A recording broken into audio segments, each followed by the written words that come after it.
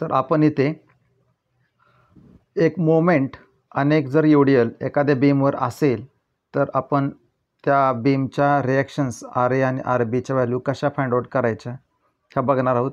ह्यासाठी तुमच्यासमोर simply supported beam आहे, एक यूडीएल कन्सिडर केलेला आहे आणि एक मोमेंट कन्सिडर केलेली आहे आणि आपण काय करणार ह्याच्यावरून तर रिॲक्शन्स फाइंड आउट करणार. तर प्रॉब्लेम तुमच्यासमोर आहे. A simply supported beam of span 4 metre. Simply supported बीमचा स्पॅन म्हणजे दोन रिॲक्शन जे आहेत आर ए आर बी ह्याच्यामध्ये डिस्टन्स किती दिलं आहे 4 metre. Having UDL 5 newton per metre. आता किती डिस्टन्सवर आहे 2 मीटर. कुठून आहे फ्रॉम लेफ्ट हँड सपोर्ट. हा जो लेफ्ट हँड सपोर्ट आहे तिथनं 2 मीटर डिस्टन्सवर यूडीएल आहे.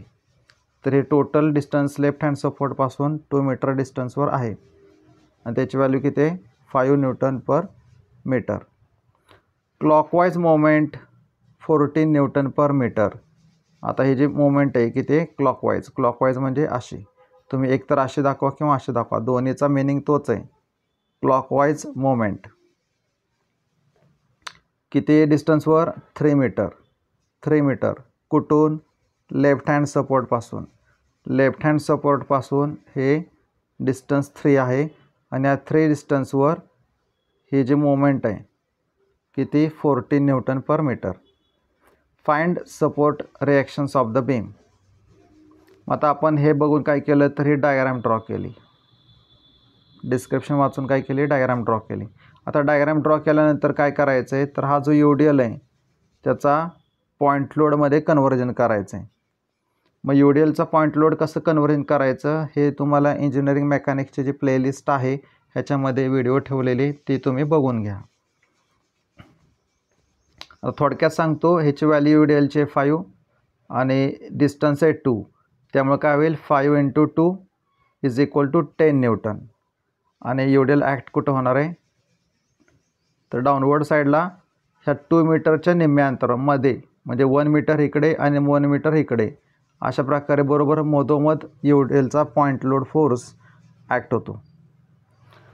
आता आपल्याकडं काय आहे तर एक फोर्स आहे आणि एक मोमेंट आहे आणि ह्याच्यावरून आपण काय करणार रिॲक्शन्स फाइंड आउट करणार. तर तुम्ही असं इथं यूडीएलचा सिम्बॉल एवढ्या डिस्टन्सवर दाखवू शकताय, तो दाखवायचा राहिलेला आहे. तर समेशन F(y) = 0. अपवर्ड वरती जाणारे फोर्सेस पॉझिटिव्ह घेणारे, खाली जाणारे डाऊनवर्ड फोर्सेस आपण निगेटिव्ह घेणार. आता फोर्सेस बघा, आर ए अपवर्ड चालला आहे प्लस आर ए. त्यानंतर यूडीएलचा फोर्स 5 × 2 खाली चालला आहे डाऊनवर्ड चालला आहे म्हणून मायनस. नेक्स्ट फोर्स कोणता आहे आर बी, वरती चालला आहे त्यामुळं वरती जाणारा फोर्स आपण पॉझिटिव्ह बोलले म्हणून प्लस. 14 न्यूटन पर मीटर ही मोमेंट आहे त्यामुळे इथं ती घेतलेली नाही, आपण फक्त फोर्सेस घेणार. कारण F याचा अर्थ काय फोर्सेस आणि Y याचा अर्थ काय उभे फोर्सेस. आता आपल्याला काय मिळेल -5 × 2 म्हणजे -10. तर आपल्याला हे इक्वेशन तयार मिळेल R A plus R B -10 = 0. आता आपण मोमेंट बघणार आहोत. Moment moment at point A = 0. म्हणजे जेवढे काय फोर्सेस आहेत त्याची मोमेंट ए पॉईंटला असलेली किती 0. ह्याच्यामध्ये साईन घेतलं आपण, क्लॉकवाईज असेल तर पॉझिटिव्ह, अँटी क्लॉकवाईज असेल तर निगेटिव्ह. आता पहिला जो आहे आर ए तो आपण इथं कन्सिडर करणार नाही का तर तो ए पॉईंटवरच जातो आहे. आता दुसरा काय यूडीएलचा फोर्स किती 10 आणि ह्या फोर्सचं एपर्यंतचं डिस्टन्स किती 1 मीटर, त्यामुळे 10 × 1. हा फोर्स डाऊनवर्ड डायरेक्शनला ॲक्ट होतो आहे. अबाउट ए पॉईंट जर आपण डाऊनवर्ड डायरेक्शनला जर हे ढकललं तर ही लाईन आहे ते काय होईल क्लॉकवाईज डायरेक्शननं फिरेल, त्यामुळे ह्याचं साईन काय आलं पॉझिटिव्ह.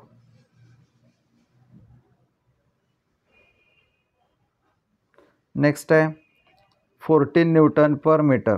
आता ही डायरेक्ट मोमेंट आहे त्यामुळे आपण काय घेतोय 14. कसले क्लॉकवाईज का अँटी क्लॉकवाईज तर ही कशी क्लॉकवाईज मोमेंट आहे, त्यामुळं क्लॉकवाईज आहे म्हणून प्लस. आर बी आणि डिस्टन्स किती आहे 4. ए पॉईंटपासून ते आर बीपर्यंतचं डिस्टन्स किती आहे 4, त्यामुळं आर बी इंटू 4. ए पॉईंट आणि इथं जर स्ट्रेट लाईन ड्रॉ केली आणि त्याला वरच्या साईडला ढकललं तर स्ट्रेट लाईन कशी गोल फिरेल, अँटी क्लॉकवाईज डायरेक्शननं गोल फिरेल. ए पॉईंटला पकडायचं आहे आणि अपवर्ड डायरेक्शनला ढकलायचं आहे. बघा ही स्ट्रेट लाईन आहे, त्याला ए पॉईंटला होल्ड केलं, आर बी कुठं चालला आहे वरती चालला आहे, त्या वरती जर ढकललं तर ही कशी फिरेल अँटी क्लॉकवाईज डायरेक्शननं. आणि अँटी क्लॉकवाईज डायरेक्शनला आपण काय बोललो आहे मायनस, त्यामुळे हा झाला मायनस. आता ह्याचा आन्सर येईल 24 मायनस आर बी इंटू 4. इकडे घेतल्यावर काय होतील प्लस, म्हणजे 24 is equal to R B into 4. 4 R बीला गुणिलेत इक्वल टू साईनच्या इकडे घेताना काय होईल 24/4. मग R B is equal to काय मिळतील 24/4 म्हणजेच 6. आता ही जी व्हॅल्यू आहे ती काय करायची ह्या इक्वेशनमध्ये आपण टाकणार आहोत. तर आर बीची व्हॅल्यू टाका, काय मिळेल 6 - 10 is equal to -4. -4 equal to साईनच्या ह्या साईडला घेतलं काय होतील +4. तर आर एचा आन्सर मिळालं 4 आणि आर बी मिळाला 6.